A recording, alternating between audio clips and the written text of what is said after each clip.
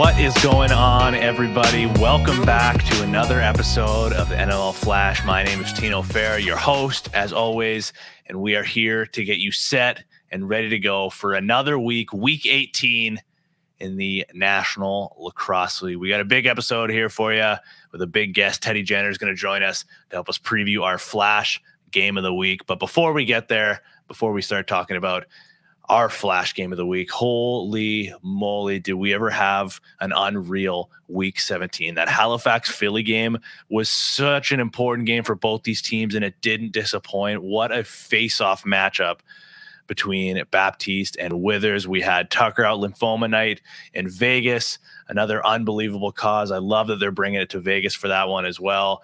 And, oh, my God, what about that Buffalo versus San Diego game, a 7-6 final? Are you kidding me? Just such an unbelievable goaltending battle there between Frank Chiliano and Matt Vince.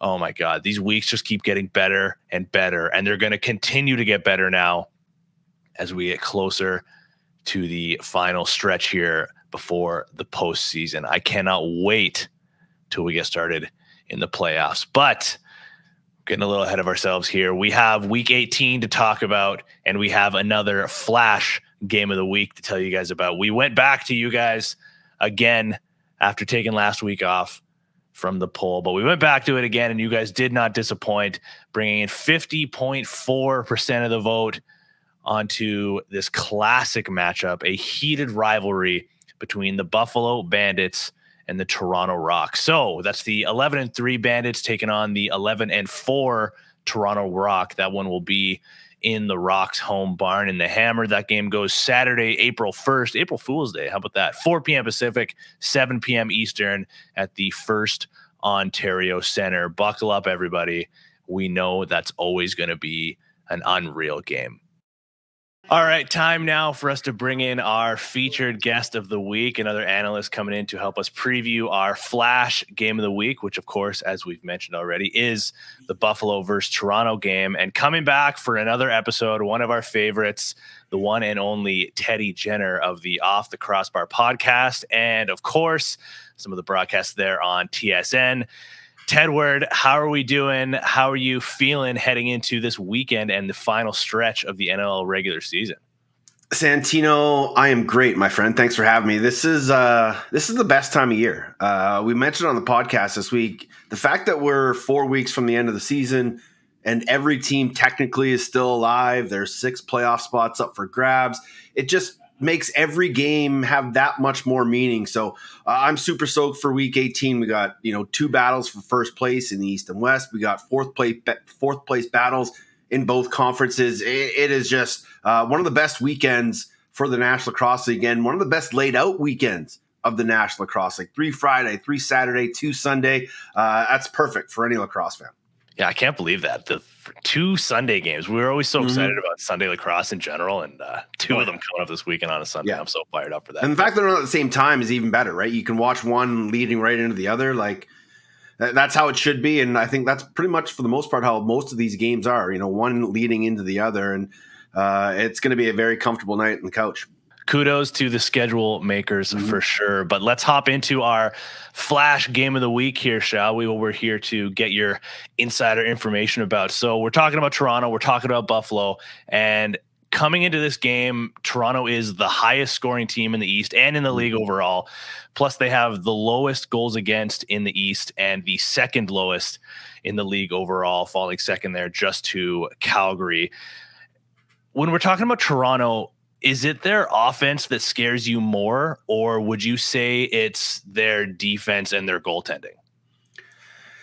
It's a bit of a tough one because we still haven't seen their defense at 100% yet. So when you look at their offense, obviously Schreiber, Small, Craig, Keogh are incredible offensive producers. And they have started to become a very cohesive unit. And Challen Rogers is chipping in. Zach Mans hasn't had the best of seasons. He's been quite inconsistent, but he can still do damage when needed.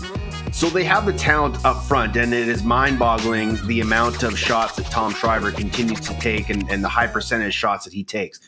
When you talk about this Toronto Rock, I truly believe their defense and their goaltending will lead them to a championship if it is in their cards. And the way Nick Rose has been playing the past 4 years has just been some of the best goaltending consistently in the National Lacrosse League. And now that defense has been molded the way it's been, Jamie Dowick has to be thoroughly impressed with that group. You look at their bodies back there, the fact that, they've now added Greg Downing to that back end. Chown Rogers is healthy again. Mitch Desnew, week to week. They still got to get, if they put him in, Chris Corbeil into this unit. So they can only get even better.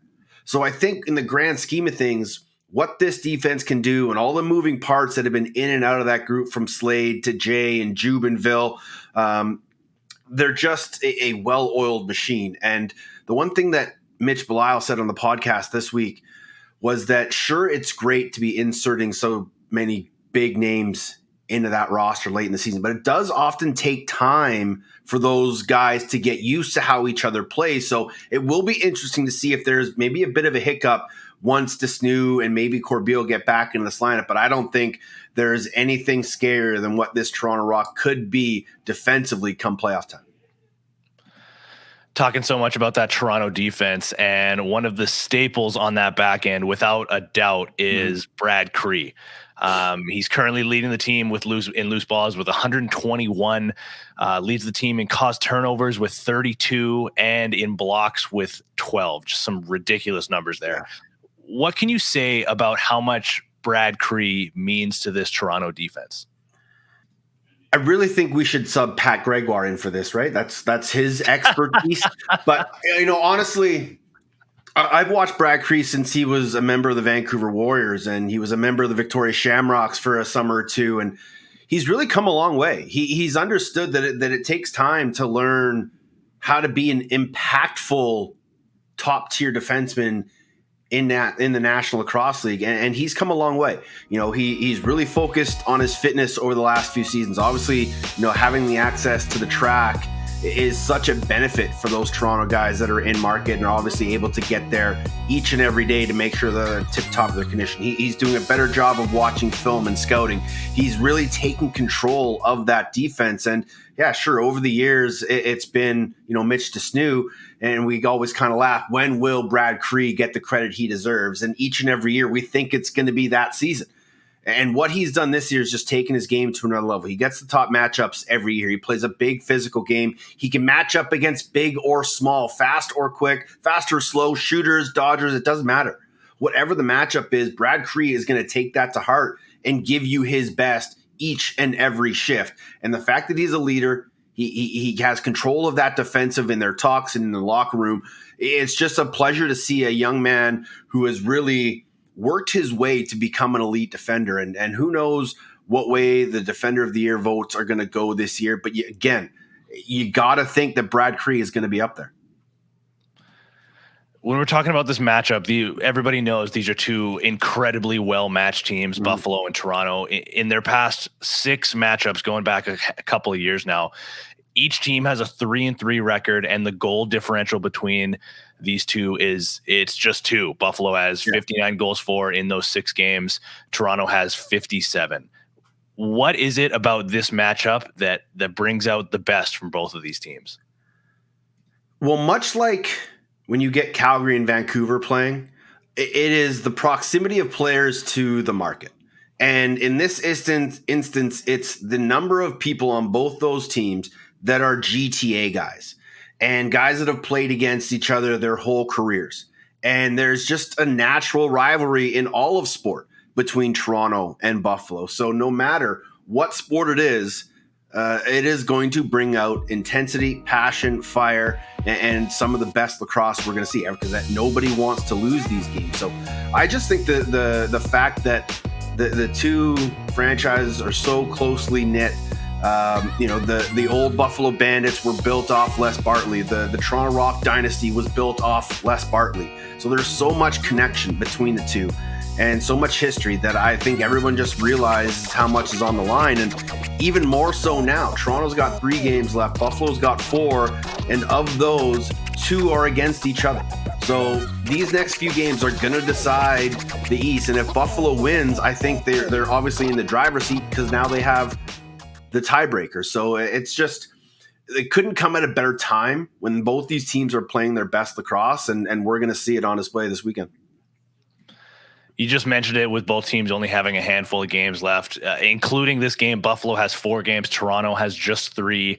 And it's looking more and more likely like one of these teams is going to finish first in the East. Mm-hmm. One of these teams is going to finish second. So I want your opinion here. I want your prediction. Assuming that is the case, which of these teams finishes first and which of these teams finishes second?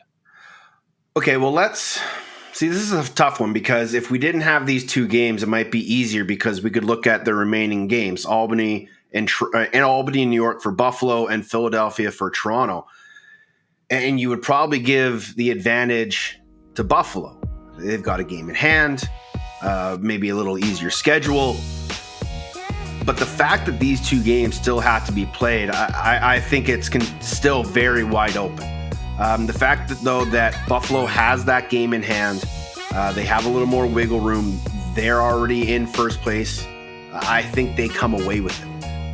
Toronto's going to have to play some of their best lacrosse. They're going to have to find a way to silence that Buffalo crowd this weekend. If they can take the crowd out of it, which they've been known to do before, and if Nick Rose can outduel Matt Vince and they win this game, I think it really boosts them towards that first place. So easy answer: whoever wins this game will win the East. Teddy, unreal stuff as per usual. Thank you so much for joining us on another episode to preview here the Flash game of the week. Good luck the rest of the season, and hopefully we'll chat soon. Santino, my friend, always a pleasure. A huge thank you once again to the one and only Teddy Jenner of the Off the Crossbar podcast and of TSN. A huge thank you to him for joining us to help us preview this matchup. But we got 7 other games to get you locked and loaded for in week 18. So let's just go into it as we always do in chronological order here. Starting off Friday night, as Teddy said, we have just an incredible spread out schedule here with the 3 games coming in on Friday. We have 3 games on Saturday and 2 games on Sunday. Unbelievable. I know I already said it, but kudos to the schedule makers. This is what we love to see. So let's go down the list here. Friday night, first game kicks off. We have the 4-10 New York Riptide. They head on down to Georgia to take on the 4-8. This is a rematch from last weekend. The 4-8 Georgia Swarm. That game is at 4 p.m. Pacific, 7 p.m. Eastern at the Gas South Arena. Then we move over to the next game on Friday night, the 5-8 Las Vegas Desert Dogs, coming off a huge win over Rochester last weekend. They're going to head on down to Ball Arena to take on the 6-7 Colorado Mammoth, looking for a little bit of redemption from last weekend's loss to Vancouver. That game's at 6 p.m. Pacific, 9 p.m. Eastern, as I mentioned, at Ball Arena. And to wrap up Friday night, we have the 10-4 Calgary Roughnecks, the dominant Calgary Roughnecks. They look so good right now.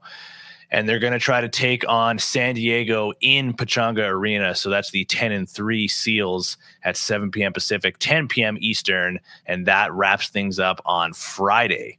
Now we move over to Saturday. Going to kick things off here with the 2-11 Albany Firewolves at the 8-6 Panther City Lacrosse Club. That game is at 5 p.m. Pacific, 8 p.m. Eastern at Dickies Arena over there in Fort Worth.